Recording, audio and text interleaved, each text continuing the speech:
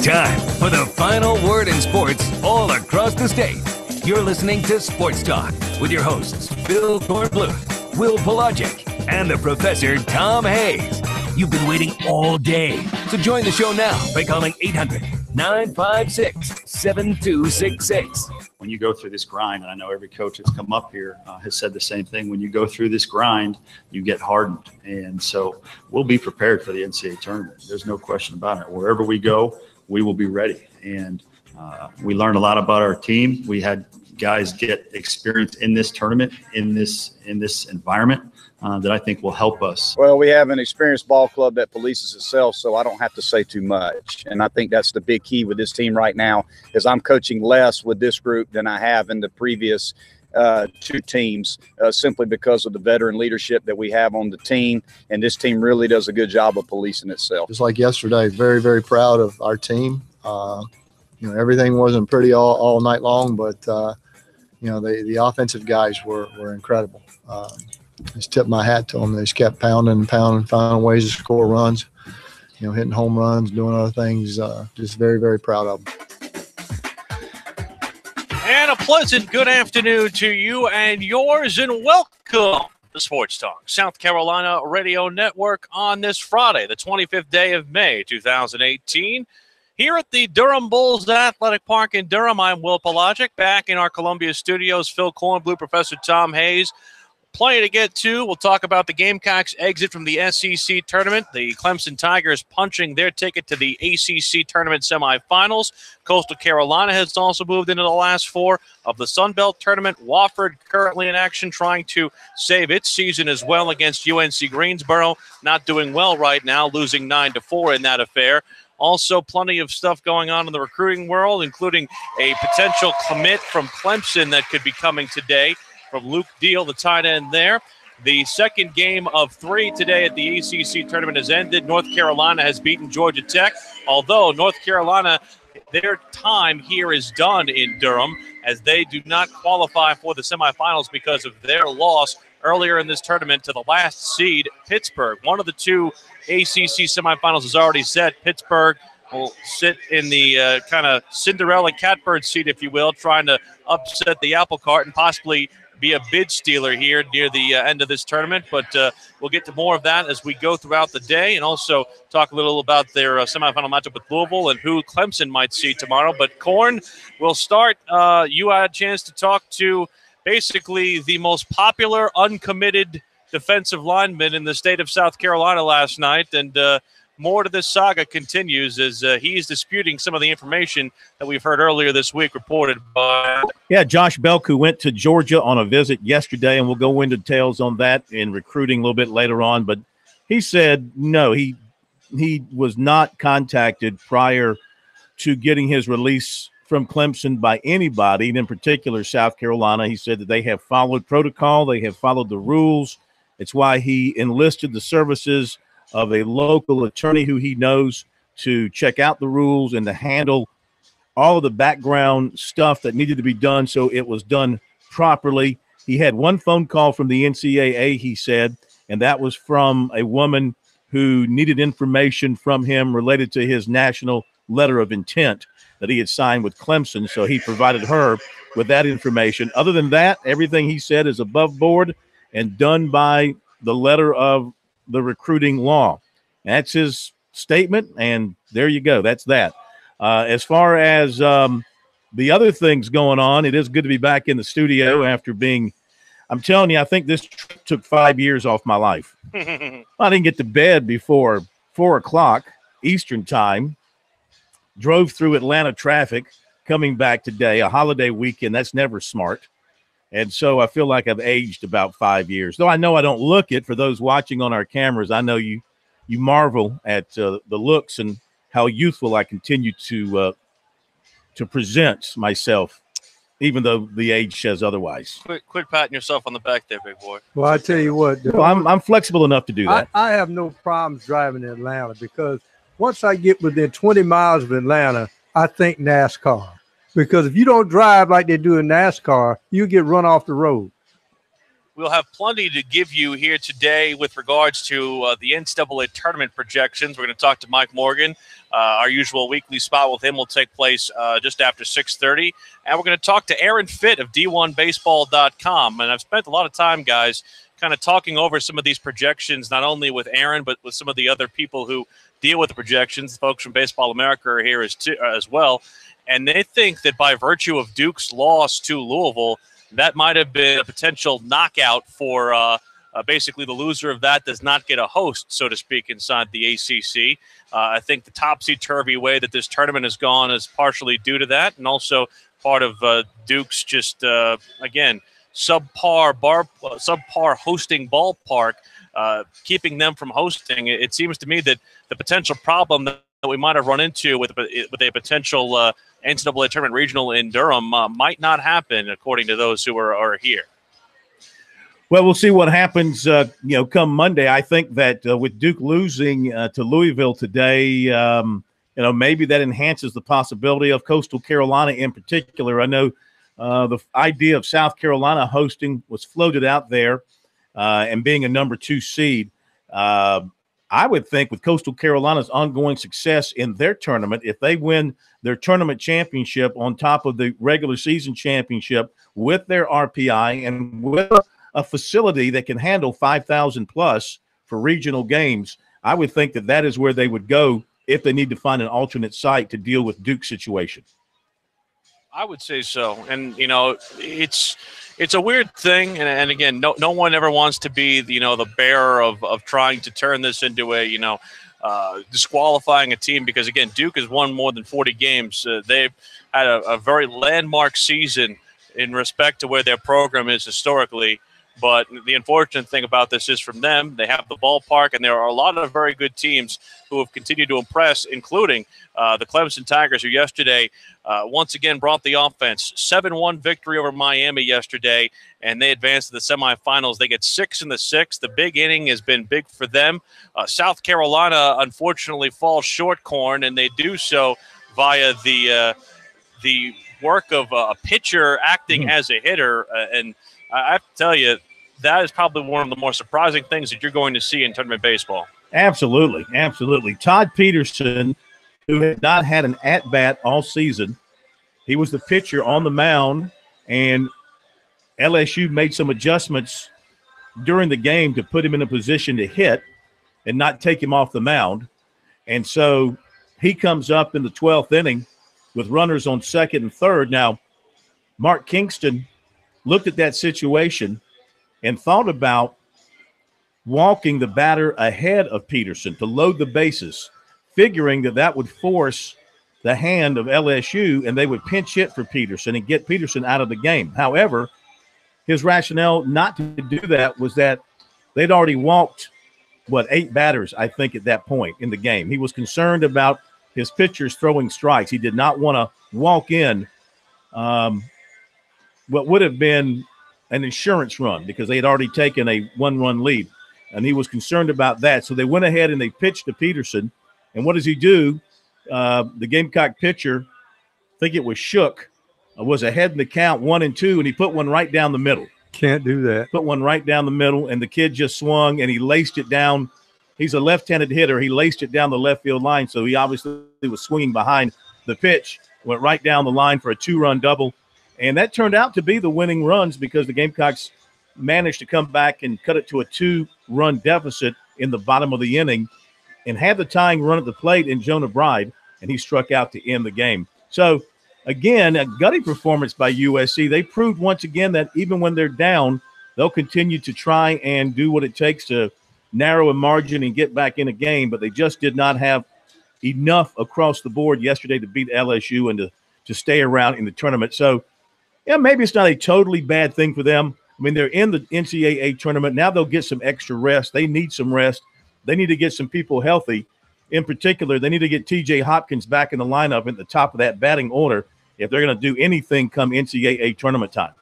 Yeah, I think Mark Kingston was right when he said they really maximized all that they could out of this 33-24 team, and they will await to see what happens around noontime on Monday with the NCAA Tournament Selection Show. We'll continue to recap Clemson's victory and look ahead to the weekend and what they might see in tomorrow's ACC semifinal here on Sports Talk.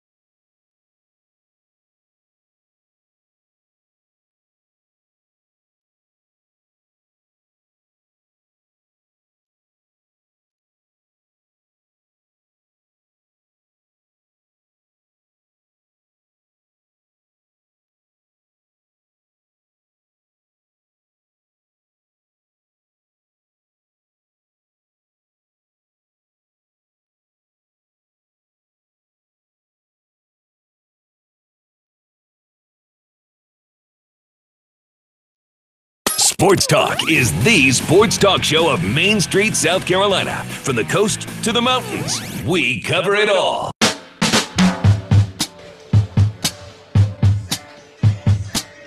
Sports Talk brought to you by South Carolina soybean farmers in their checkoff. Learn more at scsoybeans.org. Pork powered by soy, and by Founders Federal Credit Union. Visit foundersfcu.com to see how they can assist you in all of your financial needs. Rain completely playing havoc on the greater southern part of the United States. It is delayed action at both the SEC tournament and the Sun Belt tournament today. It just got underway in Hoover with Ole Miss and Auburn. That game is scoreless in the top of the first inning. Sun Belt tournament elimination game between Georgia Southern and South Alabama. The winner of that game would play Coastal tomorrow morning at 10 a.m. They still have not started. They're scheduled to start at around 6:42, so that game, again, has basically backlogged everything there in Lafayette, Louisiana. Wofford currently trailing 9-4, bottom of the 6th inning. SoCon tournament elimination game for the Terriers as they're trying to keep their NCAA tournament hopes in an automatic bid alive. We'll see if they can make a comeback against UNC Greensboro. Also keeping an eye on Clemson, who just teed off in their action currently at the NCAA Men's Golf Championship, Stillwater, Oklahoma. They are among that field there, and we'll keep things going. Our eyes peeled toward that. Currently, Northwestern at 5 under par has a 3-stroke lead over Vanderbilt and Oklahoma. That action going on there today. The Clemson Tigers last night, a 7-1 victory over Miami. And guys, I don't know how you feel, but so much of what Clemson's offense is doing is stuff that is easy to preach but hard to practice. And, you know, they're playing for the big inning, and they're making it happen. Well, you know, you've heard Monty say over the season that they are a momentum offense. When they get it going, they can get it going in a big way. And you know, they got the power bats, and they've got guys who are good contact hitters, guys that get on base.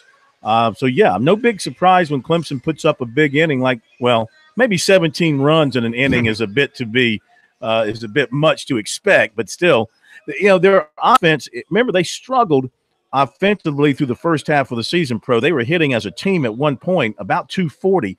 Now they're up around 280 something. And Beer, you know, I think they thrive off of Seth Beer. He's been good all year. The batting average was not great for a while. Now he's up about 318, 20 homers, got the RBIs up. He's always had a really good on-base percentage. I think they thrive, and when he's now feeling his oats here in his final month or so in a Clemson baseball uniform, and he's trying to go out in a big way. Well, hitting is contagious. And the key point of this Clemson team right now, a couple of things. Guys are waiting on their pitch, and they're hitting it. You know, a lot of times you'll see guys come to the plate with a plan, and when their pitch comes across, they don't pull the trigger. This team is pulling the trigger. Plus, I think Clemson is trying to get into a state of mind where they can carry this momentum out of this tournament and win a regional for a change instead of losing one at home. Hey, Will, when you talk to Aaron Fitt, bring this up. You probably have seen this. Kendall Rogers, his cohort at D1 Baseball, a coaching scoop related to the Kansas State job, and he includes the College of Charleston's Chad Holbrook.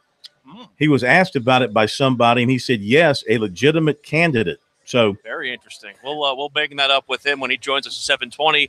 But now my conversation from earlier today, I had a chance to talk with head coach Monty Lee over at the old ballpark, which of course was featured in the movie Bull Durham, and I asked him about practicing in that setting. So is it hard to wrap your mind around? I mean, you've been doing this a while and coming here for a couple of years. Hard to wrap your mind around the fact that Kevin Costner hit a homer in this ballpark? Well, you know, no, it's not. I mean, actually, watching the swing and being an offensive guy myself, he actually has a pretty good stroke. You know, it looks like it came natural to him. What kind of opportunity is this for your ball club going into this weekend? I know a lot of people have raised your profile, said that you're a lock for a national seed, and now I'm sure you can probably play a little bit freer and easier. Well, I think for us, you know, again, we just want to control what we can control. And, you know, the people that make those decisions are not us. We're not in the room, but we want to make sure that we do everything to make sure that our resume is one that would warrant a national seed. So we're excited, obviously, about how we've played up to this point, the first 2 games, and hopefully we can continue to play good baseball going into Game 3 tomorrow. Obviously, going into it, you know, talking about last night and something that's been a common thread over the last 20 or so, that the big inning, I almost felt like when you were talking last night, I felt like I saw Earl Weaver up there waiting about the 3-run homer. How much of a throwback philosophy, but also kind of akin to the new analytic philosophy is that particular? Well, I believe in both. I'm a big believer in both. And actually, if you study Earl Weaver, he was really the first manager to look at sabermetrics, to look at numbers, split stats. He would platoon a lot. He didn't bunt very much. He didn't give away outs. I've read his book over and over. It basically says the most valuable possession you have is the 27 outs that you're given in a ball game. And I believe that. I don't believe in giving outs. I believe we bunt when we need to bunt. But I believe, you know, you make the defense and the team you're playing earn every out. And And you cannot defend a walk and you cannot defend a homer. Those are the two stats that if you give up the free pass and you hit balls out of the ballpark, you're going to score a bunch of runs. You're going to stay on turn tomorrow with Higgy, or are you going to make another decision? Yeah, we're going to go with Higginbotham tomorrow. As far as Jake, I know I saw him with his glove on. Is he still available? Is he still a bullpen option, or maybe even somebody for Sunday? As far as Hennessy, I'm sorry. Yeah, Jacob. We're gonna look at tomorrow's game as an opportunity to use Hennessy if needed out of the bullpen, and then we would potentially, if we can get through tomorrow's game with a win, then we could potentially start him in the championship game if we do not use him out of the bullpen. But he will be available to use out of the pen tomorrow. You mentioned Chris Williams' ball last night was one of the hardest you ever seen hit. What is working for him? You know, Chris is just a dangerous hitter. He's a guy that can turn around a fastball. But what you saw last night is exactly, kind of what he does. If you throw pitches out over the plate that he can get extended on, he can hit the ball out from pole to pole. He has pole to pole power, as I call it. He can hit the ball out to all fields. He's hit a lot of home runs from straightaway center field to right field. So if you pitch him out over the plate and he's on time to that pitch and he gets a good swing on it, he can hit the ball out to that side of the field. A moment on both of your potential opponents. NC State, obviously, you had the sweep earlier in the year. You're a different ball club than you are now. So are they. What did you learn from that series going forward?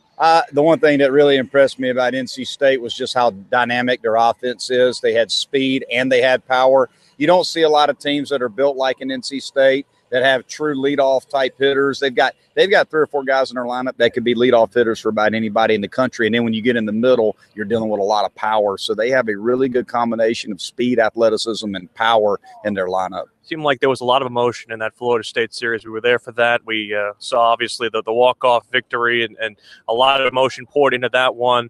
How much of that do you think you can carry in? How much of the good feeling from that can you carry in if you do see the Seminoles on Saturday? Well, regardless of which one we play, I don't think we're necessarily worried too much about which one it is. We've played both of them, and we know this. They're both extremely good ball clubs. We're going to have to play our best baseball game for us to beat either one. So it's not really that much of a concern for us as to which one it is. We have a lot of respect for both of them.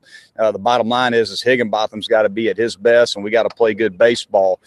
So it's going to be exciting either way, whether we play NC State or Florida State. Experience, how much of a factor is that going into this part, not only of the season, but also the tournament specifically? Well, we have an experienced ball club that polices itself, so I don't have to say too much. And I think that's the big key with this team right now is I'm coaching less with this group than I have in the previous 2 teams, simply because of the veteran leadership that we have on the team. And this team really does a good job of policing itself. It's kind of like a campfire. You don't want to touch it. That's right. Yeah, that's exactly right. I try to stay out of the way and let them do their thing right now. Thanks so much, Monty. Yep, thank you. Monty Lee, head coach of Clemson. I'm telling you right now, guys, he wants Florida State. He does not want to see this NC State lineup. Well, I don't blame them. I mean, NC State handled them early in the year, but that was a long time ago, and it's a different Clemson team. It's a much improved Clemson team at this particular point, the way they've been going. And NC State has scuffled a little bit here in the latter portions of the regular season. Playing right there in Durham, there'll be a good number of Clemson fans there, but I'm sure the Wolfpack would dominate from an attendance standpoint. Now, you're probably right. But Florida State's nothing to sneeze at either. No. They're always dangerous. And let's don't forget the USC softball team plays tonight in the Super Regional. That's going to be at 11 o'clock, playing out at Arizona. So keep that on your watch list for later on this evening. Certainly so. We'll talk about all the stuff involving the conference baseball tournaments. Mike Morgan with Morgan on the Move next on Sports Talk.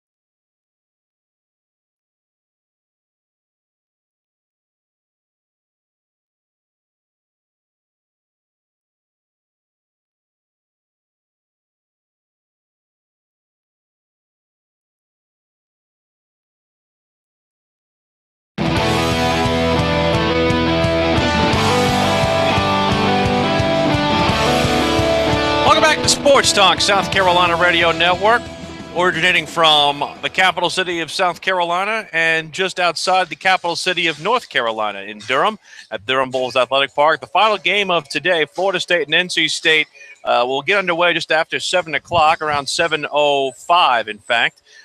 Winner of that game will play Clemson tomorrow in the ACC semifinal. That is scheduled for a 5 p.m. start, but could be pushed back because the game before that starts at 1. So if that one runs long, that one will be pushed back a little bit further. It is now time for our weekly segment with Mike Morgan, SEC Network and ESPN play-by-play man. He's brought to you by Founders Federal Credit Union. Their mortgage team more equipped than ever to help you with the mortgage process, buying and refinancing. FoundersFCU.com/mortgage to apply today. And by the folks at BP Skinner Clothiers, people nationwide get their custom-made suits and accessories for Brent Skinner, the best in suits, shirts, pants, shoes, and more.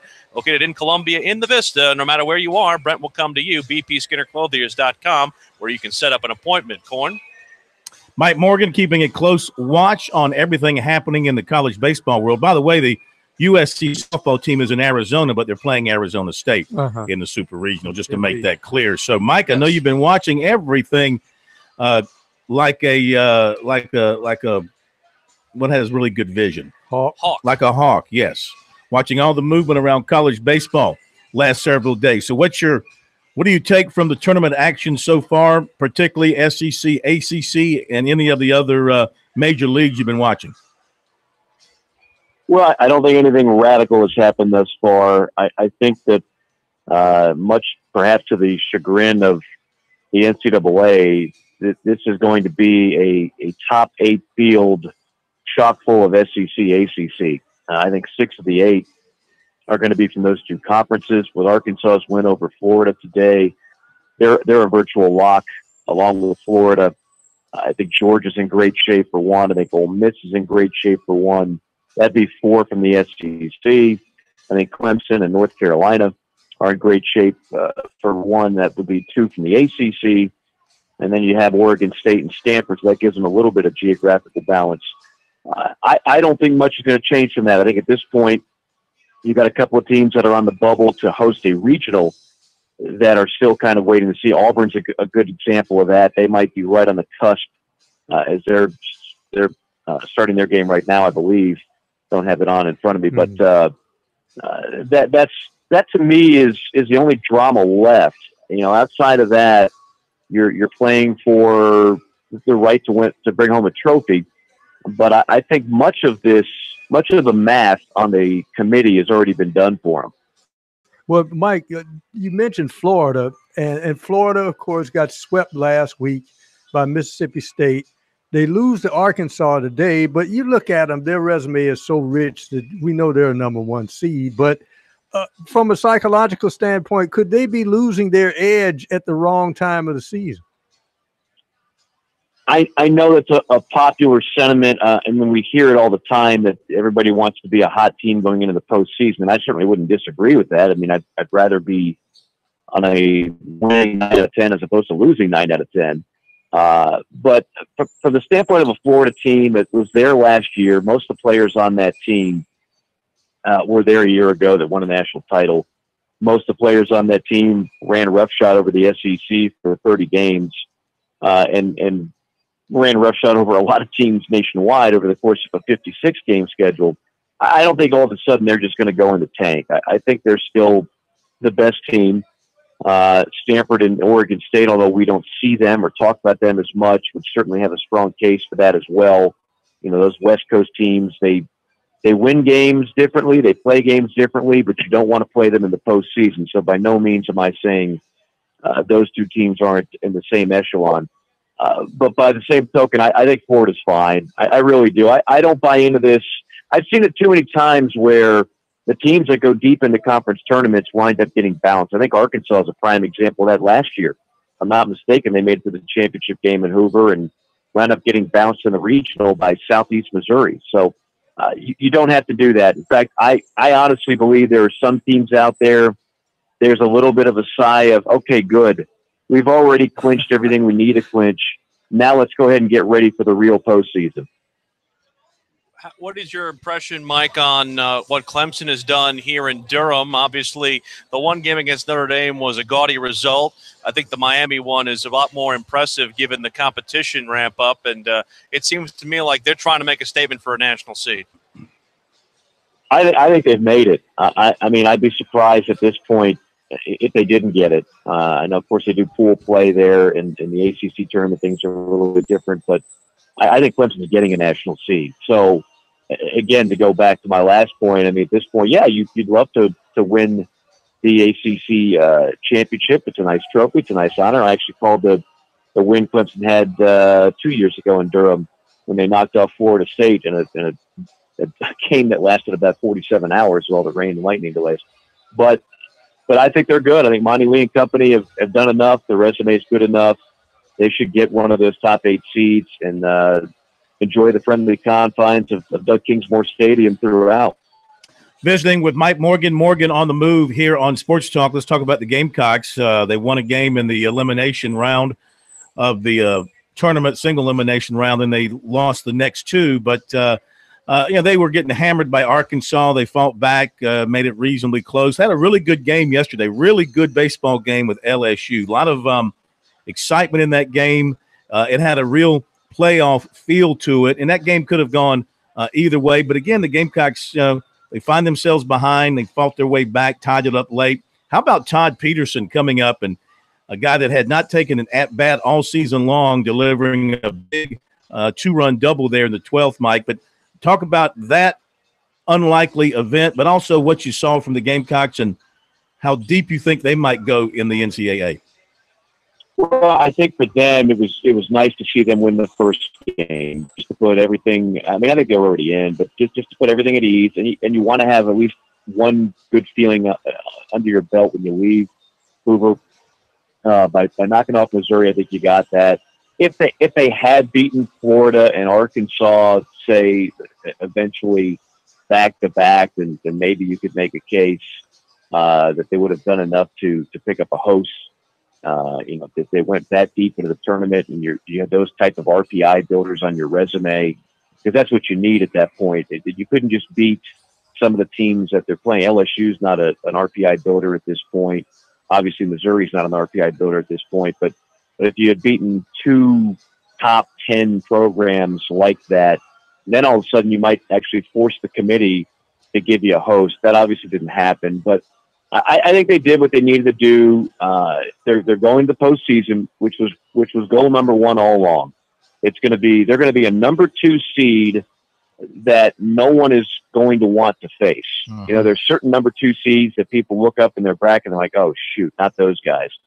I don't think anybody's going to want to face Carolina right now with what they've been showing on the mound, with what they've been able to do offensively now with a healthy lineup. So they'll be in good shape, and they probably want to go very far when they do travel to that regional with all those teams in the Carolinas likely to host. Yeah. Real quick, we got about a minute and a half. So now we're getting towards that season of coaching moves and things of that nature. And what do you think is going to happen at Mississippi State? And then we see where Chad Holbrook's name is being linked out there to Kansas State. Well, I won't pretend to know what Kansas State is looking to do, but I can tell you I've heard a lot of rumors on Mississippi State, including Coach Schlossnagle of TCU. And also, this might be the time to get that old cat up there at Louisville. Remember now, Tom Jurich is no longer the AD. Mm-hmm. When he was, those guys could do whatever they wanted in terms of they were going to get whatever financially they needed, anything in terms of resources that they needed. Yeah, he's gone, of course, summarily dismissed. So this could be finally the time that O'Connell actually does depart Louisville. Those are the 2 names I've heard the most. Obviously, the other name you're going to hear is Butch Thompson of Auburn, but I think Butch stays at Auburn. I think he's building something good there and really doesn't need to leave. But one thing I will tell you, John Cohen will not be afraid to spend a lot of money at Mississippi State. They just spent $50+ million on that stadium. They're not going to get a coupon coach to fill it. All right, Mike. Thank you, my man. Have a great weekend. Enjoy the holiday. We'll talk to you next week. Sounds good, guys. All right. Mike Morgan with us here on Sports Talk. Morgan on the move, getting ready for some postseason baseball action is he. And we'll be back with more Sports Talk after the break.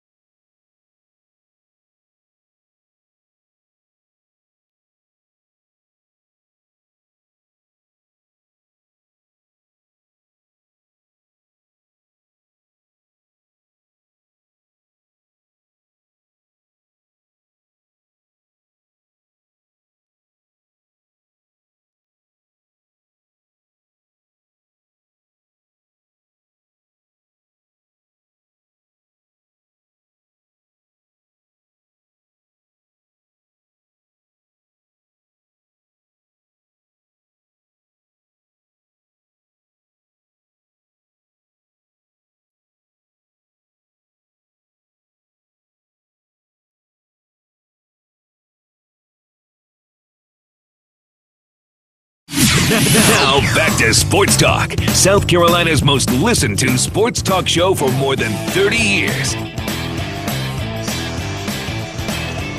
Sports Talk South Carolina Radio Network. Well, I know which team the tournament organizers are going to be rooting for here tonight between NC State and Florida State. They'll be rooting for the team that's clad in red because they far outnumber the folks who are walking in with the Seminole logo coming in here, especially with the big Clem ticket that we had here over the last couple of nights. Would be a very sizable crowd here at the DBAP, but we'll get underway with the contest here at 7:05. Of course, last night it was South Carolina and Hoover ending its stay there with a 6-4 loss to LSU. Corn, you were there.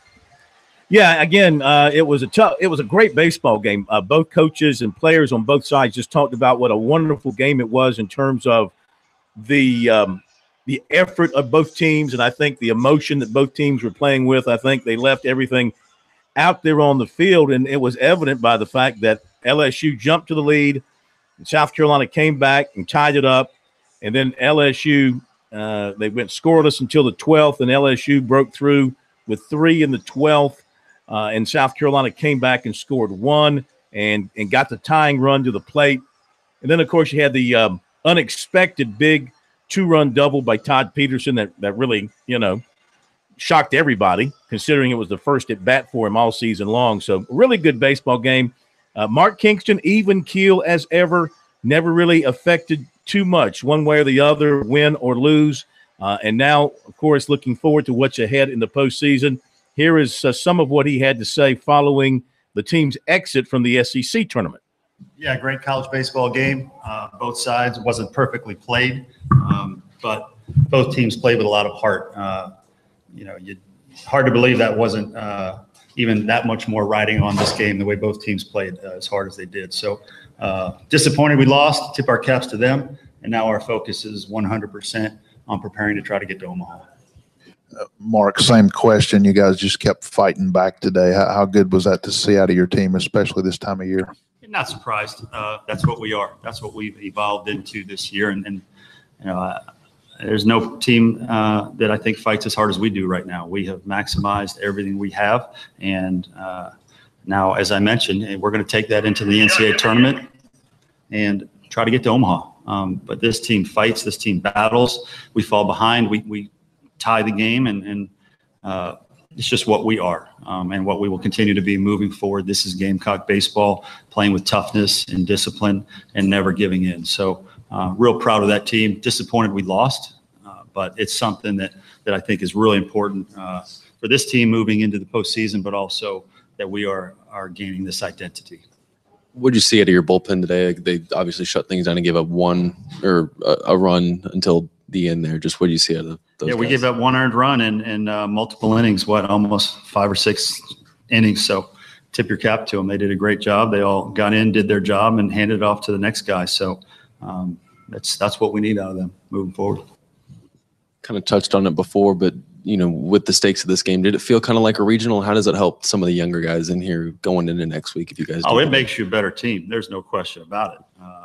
When you go through this grind, and I know every coach that's come up here has said the same thing, when you go through this grind, you get hardened. And so we'll be prepared for the NCAA tournament. There's no question about it. Wherever we go, we will be ready. And we learned a lot about our team. We had guys get experience in this tournament, in this environment that I think will help us. John Gilreath gave us pretty good outing today till the very end there. So you're going to need those guys. If you have to get in the losers bracket in an NCAA tournament setting, you're going to need guys that maybe don't play as much to help you win those games. So the experience of being here, especially for the younger guys, will definitely pay off.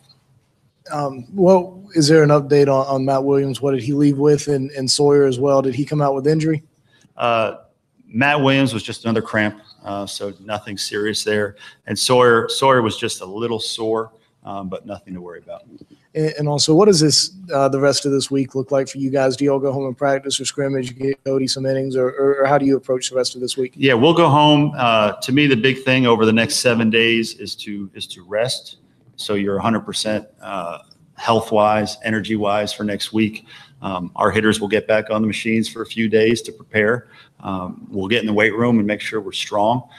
At this point in the season, the teams that are the freshest, that are the strongest, that are taking care of themselves on and off the field, play the best. And so we've done everything we need to do to this point to be prepared for the NCAA tournament. Now the next week for us will be key, that we as coaches put out a good blueprint to get them ready, and then that our players take responsibility and do what they need to do off the field to make sure they're ready for next Friday night. Okay, Mark Kingston following the Gamecocks' loss last night to LSU, so they'll gather at what's the name of that new place across from the fairgrounds? Jake's? Jay's. Used to be Jake's. Now it's called Jay's. They remodeled it, and the team's going to gather there, and the public is invited to a watch party to watch the Gamecocks get their bid on Monday. We'll have all that covered. We will be here live on Monday night. Of course, Sports Talk knows no holiday. We'll be here on Memorial Day, Monday, to bring you everything from the selection committee, the appointment of all the teams and where they're headed, and we'll hear from the coaches as well. With that said, let's get to recruiting tonight. And Josh Belk, I promise you the last Josh Belk update of the week is right now. We're going to give him a break and give ourselves a break and see what happens down the road. But we spoke with him, as we should have, after he visited Georgia yesterday. And he said that he had a really good meeting with Kirby Smart. And he told him how he could go there and be a guy. And that he spent about 30 to 45 minutes talking to Smart. And also the staff, he met with them once they got back from the Falcons practice. He said he talked to all of them. And he said it was made clear to him by Smart there is a spot for him on the Bulldog defensive line if he wants it. He said up to 25 schools have contacted him this week, but right now he has no other visits in mind. And he said he's trying to slow it down this time since he kind of went fast with his recruiting the last time. He plans to make a decision no later than August 1.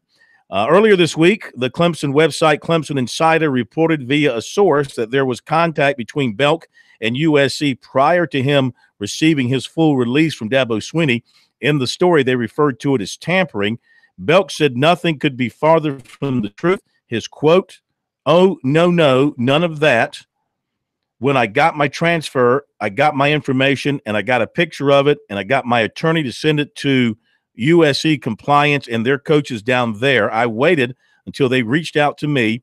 That's why I went to the attorney. I didn't know any of the rules. He read up on the rules and was like, don't do anything until I get back with you. So that's what I did. I waited until I was cleared by everything so nothing could come back and bite me." He continued, "That's just something that can put fuel on the fire to get at me, trying to make it seem like I did something.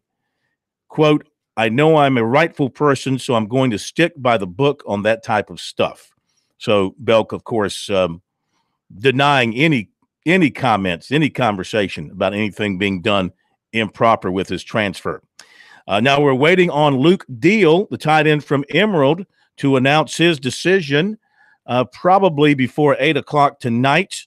He's having a gathering of family and friends and teammates at a location in Greenwood. And, of course, he has his list down to a final five. Clemson, Notre Dame, Auburn, Michigan, and NC State all remain under consideration. He is a longtime Clemson fan, has made many trips to Death Valley, but I will say that those official visits he made to other schools kind of opened up his eyes to things as well. So really hard to call which way this one might go. My gut tells me at the end of the day, he'll go with Clemson. I mean, I know he was impressed by the other schools, but Tiger fan, backyard, convenience, everything else. USC's in the top 9 with defensive end Jashawn Watkins of Nashville, and USC offered 2021 running back Rodney Hammond of Norfolk. 2020 quarterback Luke Doty of Myrtle Beach was offered by Auburn. Dorman offensive lineman John Gillott was offered by Duke. And Clemson's in the top 5 with tight end Hudson Henry of Little Rock, Arkansas. Penn State, Wisconsin, Stanford, and Arkansas are the others. All right, top of the hour break. We'll be back with more from Durham. Aaron Fitt coming up to join Will on the other side of the break.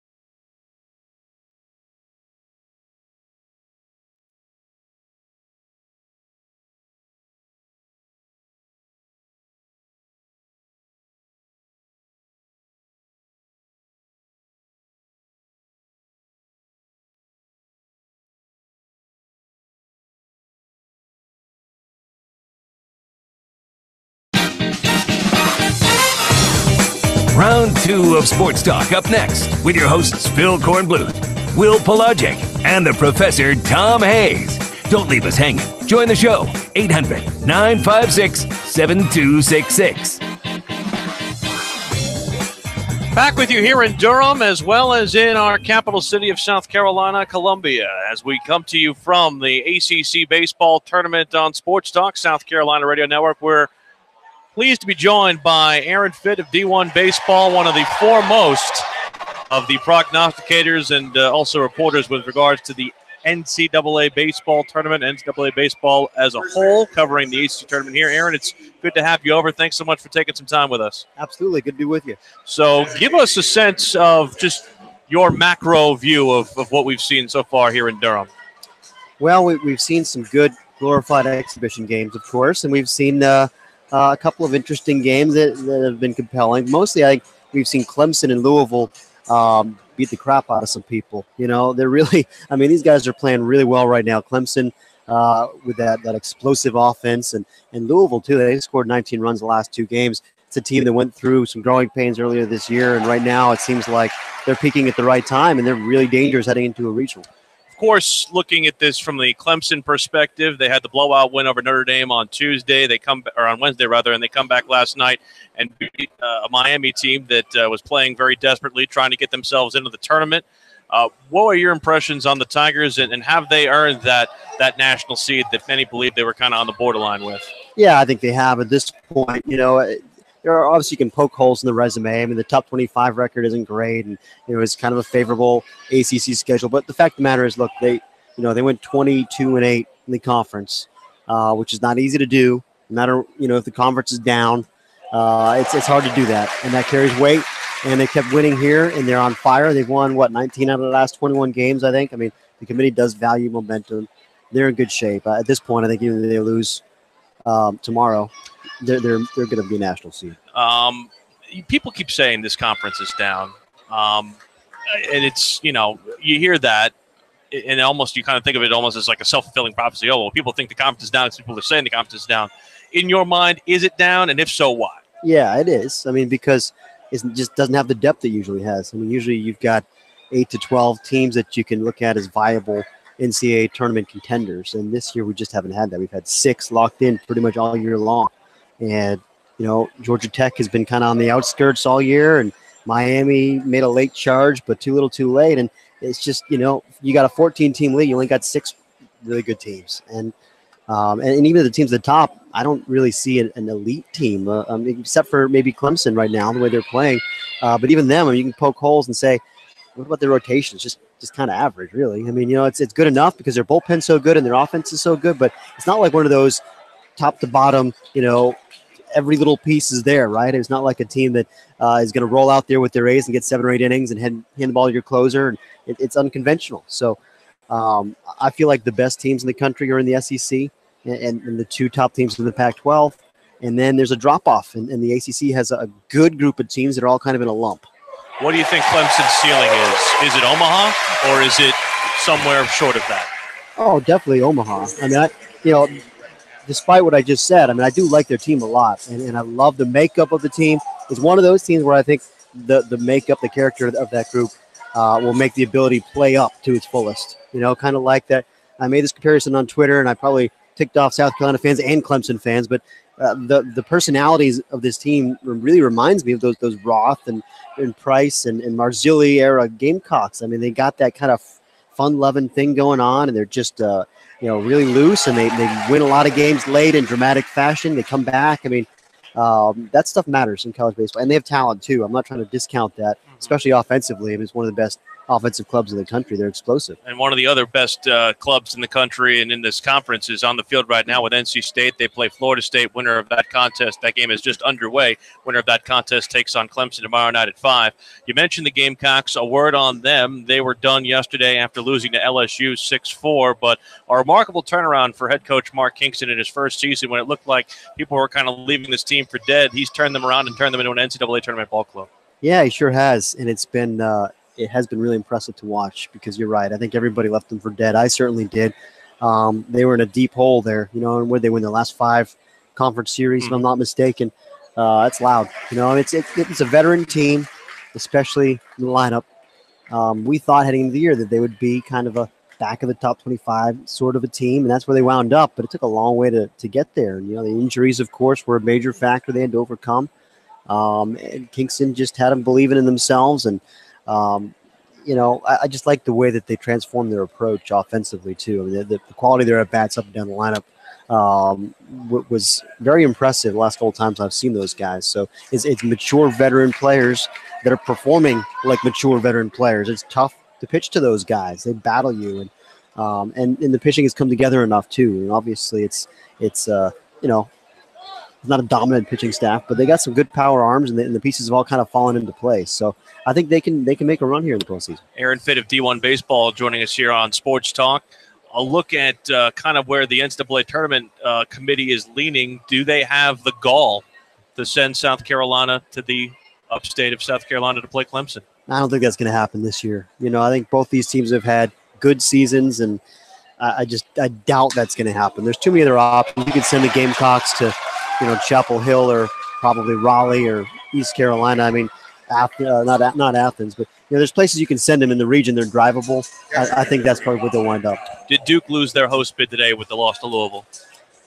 Probably so. I mean, you know, I don't think they're completely out of it. They did win 19 games in the ACC when you count the conference tournament, and that's hard to do. And typically when teams, you know, go 19-12 in the ACC, they host. There's only been two times where they haven't. But this is probably going to be time number 3 just because the non-conference strength of schedule isn't great. And, you know, it's 6 and 7, I think, against the top 50. That's soft for a host. So I suspect they're probably going to be on the road. And it doesn't help that, you know, if there's a tiebreaker, they might look at the facility and say these guys have by far the worst facility of any host candidate. Talking again with Aaron Fitt of D1Baseball.com here on Sports Talk South Carolina Radio Network. A moment on the Coastal Carolina Chanticleers, which, of course, have a big following of our affiliates not only in the Myrtle Beach but also in Conway. And really, from their standpoint, the one thing that holds them back consistently is their conference. If they win the Sun Belt tournament, do you think they deserve a chance to host? Yeah, I mean, I think they probably do if they win the Sun Belt regular season in dominating fashion as they did and then win the conference tournament. Do they deserve it? Probably so. Will they get it? Maybe.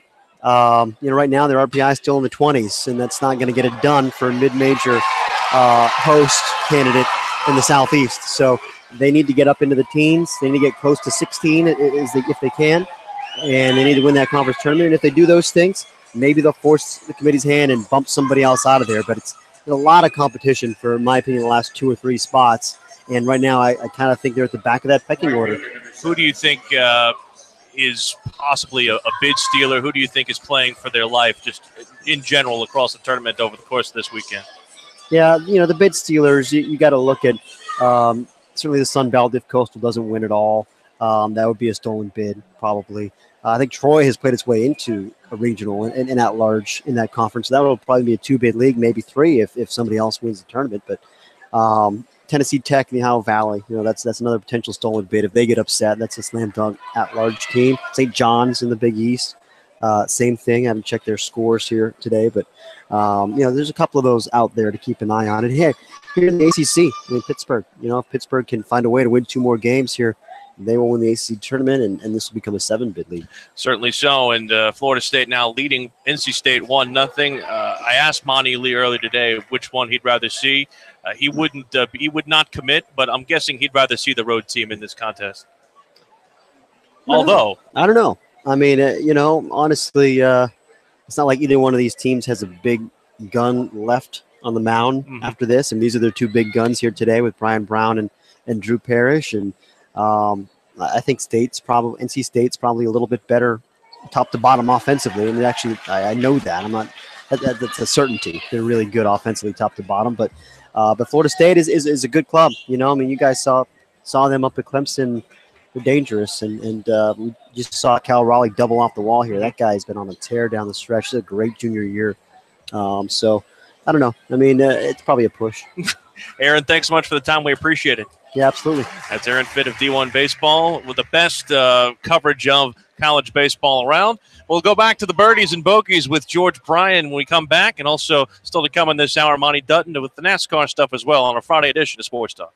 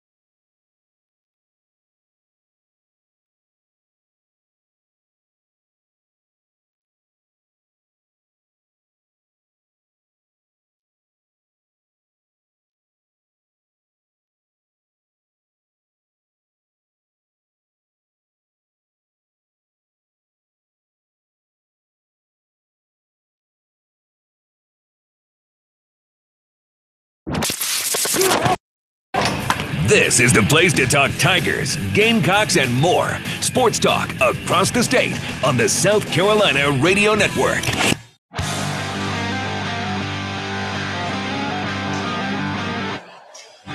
Welcome back, Sports Talk, South Carolina Radio Network. Corn, I understand we have a little bit of a surprise in the Luke Deal saga. Okay. Is somebody reporting something because he hasn't tweeted it yet? He hasn't tweeted it, but Todd Summers of WSPA TV he's on Twitter right now, is on Corn. Twitter talking about it, and apparently he picked Auburn. Oh, okay. Okay, he must be there. Yeah. Well, I mean, he never indicated publicly a favorite. My feeling today, all things considered equal, I thought he would stay with the hometown Tigers, but it's going to be the Auburn Tigers in for Luke Deal. Well, good for him. That's a great football program. I guess, maybe he wants to get away from home a little bit. Maybe he sees I don't know what he would see. I mean, you look at Clemson, you see Trevor Lawrence, you see Clemson's history developing their tight ends in recent years, especially using the tight ends in their down-the-field passing game. I'm a little bit surprised by that decision. You also see a lake. Yeah, they have a lake. Auburn has no lake, and maybe he doesn't like to fish. I don't know, but I tell you what, from talking to him and following him in recruiting, he's a really fine young man. He's very smart, humble, and he went through the process and thought things out totally. So I'm sure he made a decision he felt was best for him. So congrats. I'm sorry, guys, if it's loud here, but this is the loudest crowd we've had all week. The full lower bowl is full of people wearing red, and despite the fact that Florida State leads 1-0, NC State has just gotten a leadoff double. So there'll be some thunderous applause here. All right, and at the SEC, Ole Miss has a 2-0 lead on Auburn in the bottom of the fourth in that one. Let's welcome in George Bryan III here on Sports Talk. Some birdies and bogeys around the state of South Carolina, around the PGA Tour, and the NCAA Tournament Men's Championship underway. They're playing this year out in Stillwater, Oklahoma, the home of Oklahoma State. Clemson is off to a good start, George. The Tigers were a late afternoon start, and they've played their first 4 holes, and they're 4 under par, so they're 4 shots off the lead. Right now, Northwestern is 8 under. Northwestern is in at 8 under. Oklahoma is on the course at -5. And I tell you, the entire Clemson is playing with Texas and Texas Tech, and each is a 4 under par through 4 holes. Well, I tell you right now, here's the thing. This is how good these college players are. They could easily be right there on TV, and while you watch the college teams, and it's really cool to see how our locals are doing, our Clemson Tigers. But I got my eye a little bit more on that cut line on the PGA Tour. But hey, so I get asked all the time just how good are these players, and the truth of it is, if you could only hear them, like I got a chance to watch Doc Redman back at Harbortown up close and personal. If you could only hear their shots, watch their ball flight, there's no difference. Mm-hmm. And if anything, you might be a little more impressed with just some of the well, I can't say more impressed, just as impressed. Sure. You couldn't tell the difference. Well, this is this is where Clemson won a national championship on this course. Going back, I think it was 2004. I think they won the national championship. Am I right about that? It was on this course, so they should have some good feelings out there. What do you know about Larry's team? How would you summarize the club he's got this year? Well, I was walking with a couple of the parents during Harbortown, and they won tournaments without their number 1 player. That's how good they are. Mm-hmm. They are deep, and they have no weakness. So it wouldn't surprise me if they repeated. And what I do know is that golf course that they're on sets up for the most skilled and competent player in the field. There's nobody going to sneak in and win that national championship on that golf course. That's a fact. So Doc Redman, give me an update. You're watching that. Like I said, I'm watching the PGA Tour. even though, hey, this week I'm not in Texas. Next week I will be at Muirfield Village up in Dublin. Mm-hmm. And hey, how is Doc Redmond playing? I'd be real curious. Well, again, they're very early in the round. They just teed off a little while ago, and he eagled the par 5 first hole. That's how good he's playing, okay? So he is 2 under after his first hole. He eagled the first hole, and the Tigers had 2 other players birdie the hole. They had one player with a double bogey and another player par it. Bryson Nimmer parred it, but Doc got him off to a good start with an eagle. Yeah, I was about to. Go ahead. Yeah, I was about to ask you, George. We were talking about the college teams and the solid team that Clemson has. When you think about golfers, even the talented ones, you almost think, well, you know, they've got their guy there in the caddy, and maybe they've got their trainer, that sort of thing.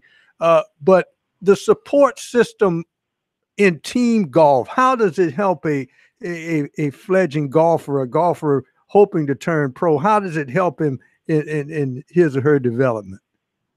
I got to tell you, Pro, you bring those questions. You bring some meaty ones.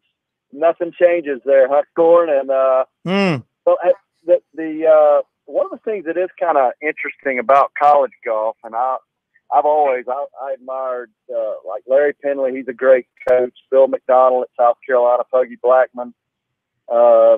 Lots of it's an individual game, but the team format is what counts. So there, you could take it either way. They either try to get the individuals to pretend like it's an individual event where there's not a lot of support necessary, or they try to create a team atmosphere and work at their advantage. I've seen it both ways, and the neat thing is there's more than one way to do it, but I kind of prefer, and I like the idea of the teams. And these players in college, especially at the Division I level, they support each other. It's really a pretty cool atmosphere, especially the teams that travel together. Got a nice little blend of youth and innocence to go with the veterans. And somebody like Doc Redmond, what's real interesting is this guy's he's a youngster but plays old. And Bryson Nimmer's, I don't know, I forget what year he is. He can't be more than a sophomore or junior, though. Mm-hmm. His daddy, Tony, I played amateur and little college golf against him. He's the one that was really bragging about how strong Clemson, not bragging, just talking about how good the team, how deep the team is this year, and pointed out how good they played even without their number 1 player in the lineup. So I love this time of year. I can't wait to get back and turn on the college golf. But like I said, I was watching that pro scoreboard earlier, and Wesley's going backdoor. It looks like backdoor into making the cut. Well, the cut right now is at +2, and he's right there on the cut line. So if everything holds firm, he's good for the weekend. Justin Rose is at 10 under. Emiliano Grillo is at 9 under. Satoshi Kodera is at 7 under, along with Brooks Koepka. That's the top of the leaderboard. Give you a few other locals. William McGurch, 3 under. Ben Martin is 3 under. Spieth is 3 under. Henley is 1 under. Bill Haas is even. Kisner is even. Wesley's +2. Jonathan Bird is +4. Sam Saunders 7, and Scott Brown is 9. So got about 20 seconds to tell us about Wesley's 2 rounds out there. Well, he's really playing well. His ball striking solid.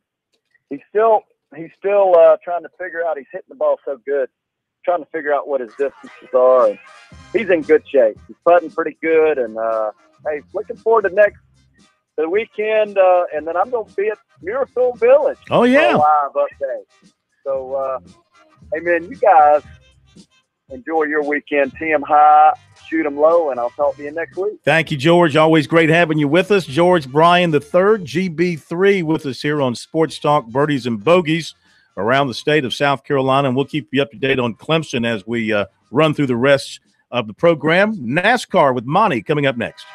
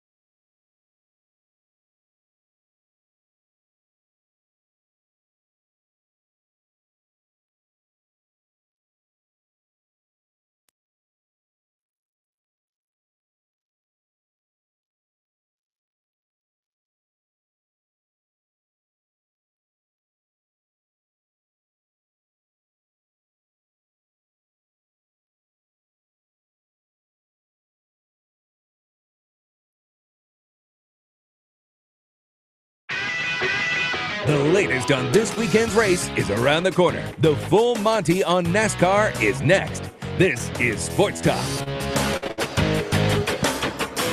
Welcome back, Sports Talk, South Carolina Radio Network. We're brought to you by the South Carolina soybean farmers in their checkoff. Visit them online at scsoybeans.org. Pork powered by soy. Currently, a 1-0 Florida State leads as they bat in the top of the second inning. This is an elimination contest in the ACC baseball tournament. Winner will face Clemson tomorrow at 5. The other semi is 12th seeded and last seeded Pittsburgh. They will take on Louisville, who upset, a little bit of a mini upset in their earlier game today, getting themselves in to the semifinal as well.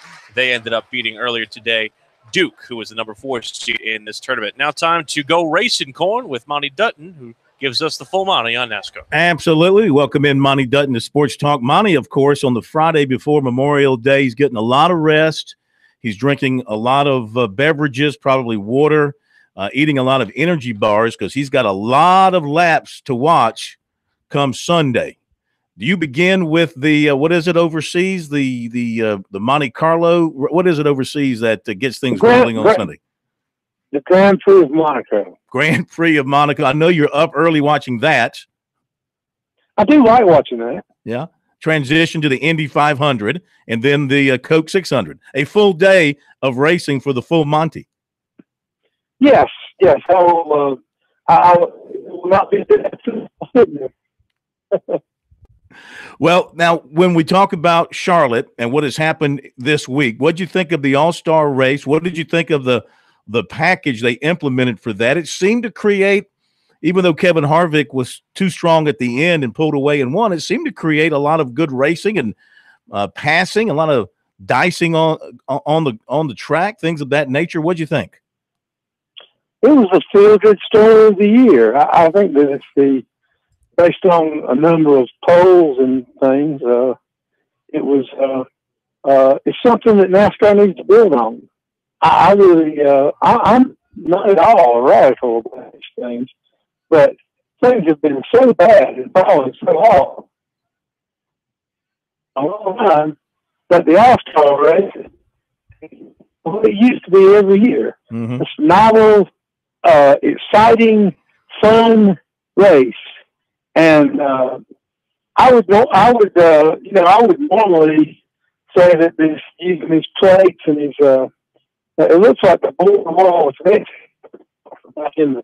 Hey, Monty, I tell you what we're going to do. We got a bad cell with you, so we're going to reconnect with you. So stand by, Brian. Let's give him a call back because that cell's just going in and out, and I can't understand every other word that he's saying. So we'll get back to the full Monty on NASCAR in just a moment. But it is a full weekend of racing. The gearheads love this weekend, Pro.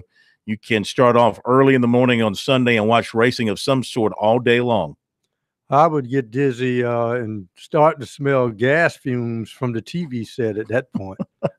I do love the Indy 500. I'm not going to get up and watch the Grand Prix of Monaco, but I do love the Indy 500. I love the, the technology in those Indy cars. They come into the pits. You don't jack them up. They put, they have the airlifts. The airlifts under them, lift them up. And I mean, their pit stops are like half the time of a NASCAR pit stop. As Monty is back with us. So go ahead, Monty. You were talking about your day on Sunday. I just think that NASCAR needs to build on that momentum. I think they at least need to try that package. At a few races like Indianapolis, maybe. Or, do you think we need to go to restrictor plates at at other tracks besides the two super speedways? Well, it worked at Charlotte, and I think that they need to give it a try because I think that the races that are the least popular are the races where they just had a very popular race. And as I said, I'm not usually much on knee-jerk reactions, but I just think these are desperate times. Mm-hmm. What about the idea, though, of the race fan, except for the two super speedway events, because we know why they slow them down there. But, I mean, the race fan likes to think he's sitting in the stands and he's watching cars that, not like their go-karts that they will ride with governors on them, that the faster car is faster because of something that the crew chief did or something that the drivers doing, not that, you know, all the cars are equal in terms of how fast they can go, which is basically what you get out of a restrictor plate race, right? They're all pretty much equal.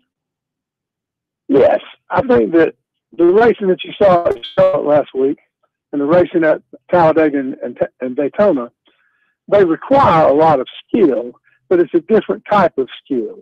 It's the skill of putting your car in a spot where there's enough room for it and making strategic rules and lining up in a way that's advantageous aerodynamically and can help you and another car make your way to the front. It's not seat of the pants. And you wouldn't want to have this type of racing at every track. If things had not gotten so bad on intermediate tracks, I don't think you'd want to now, but they have. So I think that some places that have long, drawn-out straightaways and being able to go wide open through the turns, they might liven up the racing. You would never want a race like this at a track that's flat and intermediate, like anything like it would be a nightmare. Mm-hmm. It would be awful at Martinsville or Phoenix or New Hampshire. And it probably shouldn't be used at places where there have been pretty good races, the 2-mile tracks like California and Michigan. But it did provide an entertaining spectacle that kept people's attention. And so I think it warrants some further experimentation. And I think that there's urgency to it. Sure. Talking with Monty Dutton, the full Monty on NASCAR show, Kevin Harvick could not get, not Kevin, but his car could not get through inspection last night, failing 3 times. So he doesn't qualify. He'll start 39th. What was that all about? It's a travesty. They tried to make qualifying where, there's 3 rounds and it's it varies from round to round. But when, a huge number of cars can't get through inspection every week, I don't care whether it's the team's fault or NASCAR's fault or whether they're cheating or just stuff so precise that it's impossible to keep up with. Something should be done by somebody. And I just think it defeats the whole purpose of trying to enliven qualifying. If it were up to me, by the way, the best qualifying in the world is at Indianapolis, where they go 4 laps and the whole run is on the clock. So 1 off lap and it throws you off of it. Mm-hmm. And that also is not for everybody. I don't think you want to run qualifying like that at Talladega. It would take all year, and all they do is just run like the cruise controls on anyway when there aren't other cars on the track. But I think that a lot of places, if they let everybody have 4 laps and the whole lap counted, it would take a lot more skill and it would be a lot more interesting. But that's something that almost nobody but me has ever thought of. And now, since this has become such a nightmare, more people are saying, you know what they ought to do? And I've been saying that for 20 years, man. Mm-hmm, mm-hmm. I like it. So as we look ahead to the race, do you think are the Chevys any closer to getting a handle on the Camaro package to where they can be more competitive with this weekend's race, or we're going to see more of a Ford-dominated thing or Toyota? I think there's no sign that. First of all, Charlotte, the All-Star race, you can just throw that out the window.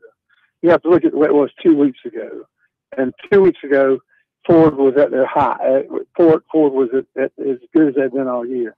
I think that because Kyle Busch is on the pole and Kyle Busch and Martin Truex are in Toyotas, I think that'll be. But I think there's no probably. I mean, it's not like the Chevrolets are just slow. They're just not quite as good, and that gets magnified.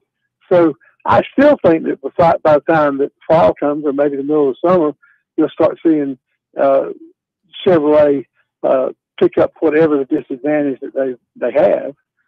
But I don't think there's any sign right this minute of that happening. All right, 15 seconds. Give us a winner for the 600. Who do you like? The winner is going to be Truex in a Toyota.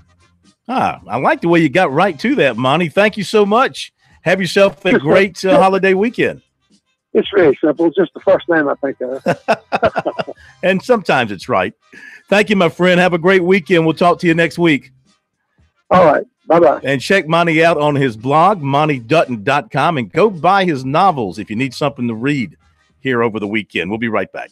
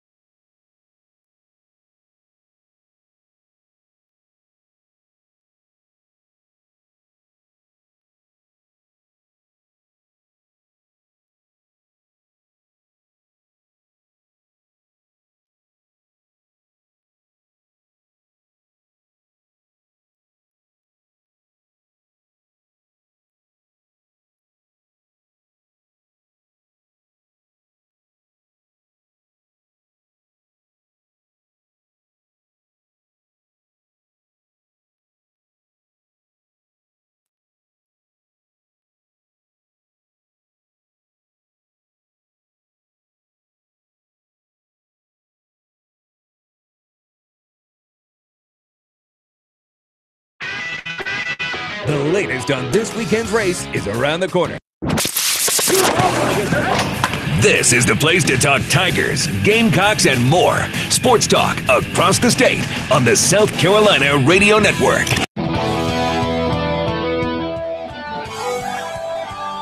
Sports Talk, South Carolina Radio Network. We move to the third inning here at the ACC baseball tournament. Florida State leads NC State. They bat here in the top of the third inning.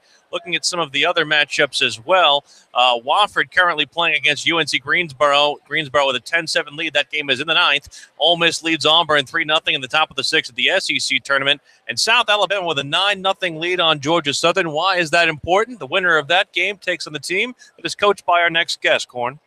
Absolutely. Coastal Carolina has blown through the tournament thus far. We welcome in Chanticleer coach Gary Gilmore to Sports Talk. They get the day off after taking care of business the last couple of days, and they're waiting to play, in all likelihood, now South Alabama in the semis tomorrow afternoon. And first of all, Coach, thank you for joining us. Congratulations on the tournament so far.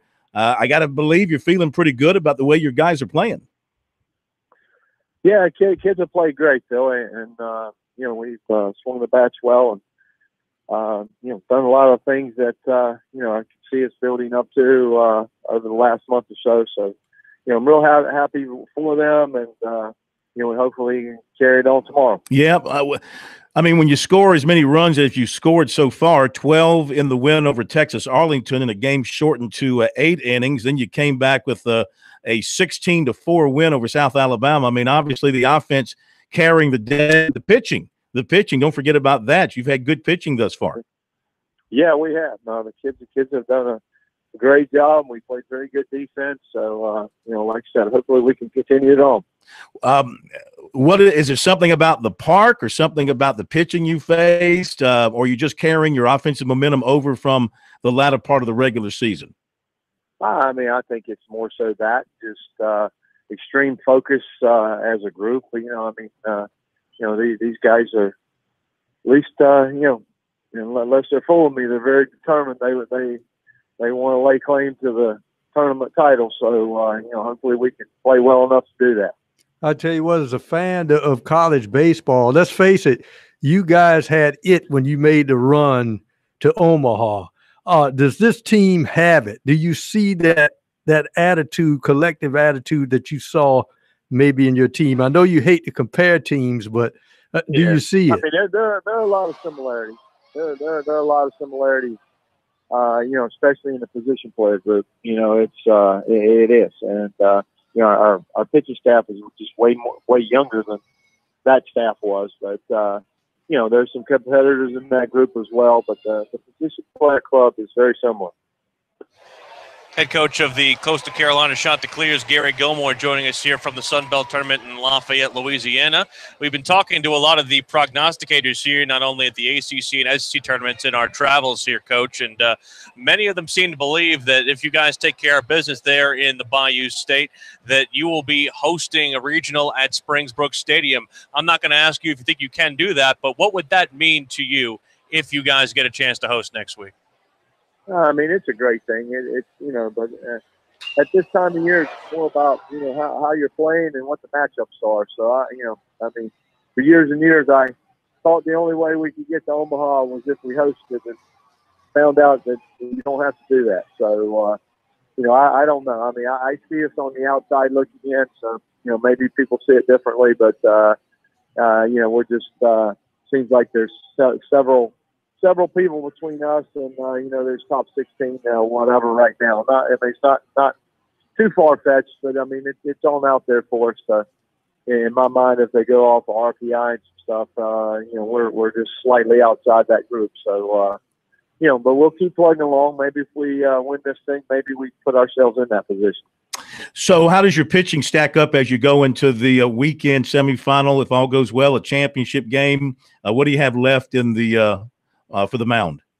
Well, we've got we'll throw Zach McCamley, a freshman, tomorrow. He really came on the second half of the year, and then if we don't have to play a second game tomorrow, we'll have Zach Hopak, one of our senior weekend starters, left for Sunday. So we'll be in a position where we'll be competitive. It sounds like it's setting up nicely for you. As you sit here on Friday night, I know you're watching the South Alabama game, scouting them. But do you feel good? You feel confident about things? Oh, absolutely. I mean, I like I said, unless we take it about face, I think the kids are focused and determined. And, I felt the majority year long, that if we could ever get to this point where we had the complete togetherness and inner drive as a group to want to win, and we're healthy enough to do so, this team would be a handful. So I think we're inching closer each and every day. Hey, thanks for joining us on short notice. Always good talking to you. Good luck this weekend. I know we'll be talking to you about baseball next week. That's always a lot of fun with you. And thanks for joining us, and happy holidays. Oh, same here, Phil. Thank you so much. Appreciate what you do. Yes, sir, Coach. Thank you. Gary Gilmore, just a couple of years removed from a national championship and has another really good club, and we'll be talking with him, I'm sure, on Monday night about where they are headed in the NCAA tournament. And who knows? Cross your fingers. And maybe the Chanticleers will get that break and get a chance to host. Will somebody hit a dong in Durham to give Florida State some breathing room? Yes, they did. And not only was it a dong hit, but it was one that for the second time this week, someone has hit the bull. So it literally happened. It was Cal Raleigh who did so with a 2-run homer. Here, they actually had 2 home runs in this inning. Applin of Florida State also went deep. It is 4-0 in favor of the Seminoles. And I tell you what, like I said, people who organize this tournament have not been sheepish about the fact that they would want an NC State Clemson semifinal. That would bring a lot of eyeballs, a lot of people in this ballpark. It will be significantly a smaller crowd if there isn't a team from the Triangle in this one, because Duke and North Carolina are already eliminated from this tournament. All right, Ole Miss is now leading Auburn 4-0, top of the 6th at the SEC tournament.